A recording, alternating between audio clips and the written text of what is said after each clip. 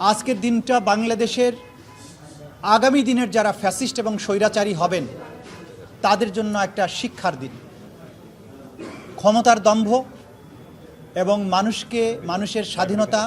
স্বাধীনতার আকাঙ্ক্ষাকে দমন করার জন্য অপরাধের মাধ্যমে, হত্যাকাণ্ডের মাধ্যমে, নিপীড়নের মাধ্যমে একটা জাতির আকাঙ্ক্ষাকে দমন করে গণহত্যা চালিয়ে মানবতা বিরোধী অপরাধ করে ক্ষমতায় যে চিরদিন থাকা যায় না এবং বিচারের মুখোমুখি হতে হয়, আজকের দিনে এই আদালতের দৃশ্য দেখে ভবিষ্যতে বাংলাদেশের যারা স্বৈরাচারী হওয়ার স্বপ্ন দেখেন তারা যদি শিক্ষা গ্রহণ করেন সেটা আজকের দিনের জন্য একটা বড় লেসন হবে বলে আমরা মনে করি। আজকে এই আন্তর্জাতিক অপরাধ ট্রাইব্যুনালে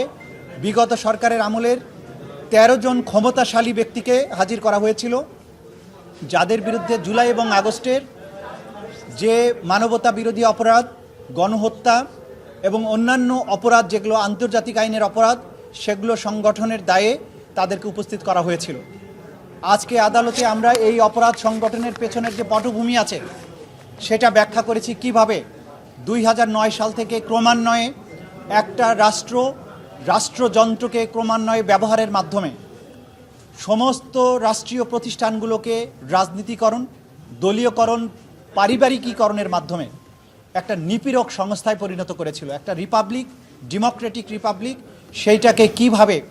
একটা নিপীড়ক এবং ফ্যাসিবাদী নিপীড়নকারী সরকারে পরিণত করা হয়েছিল সেই স্টোরি পটভূমি আমরা তুলে ধরেছি।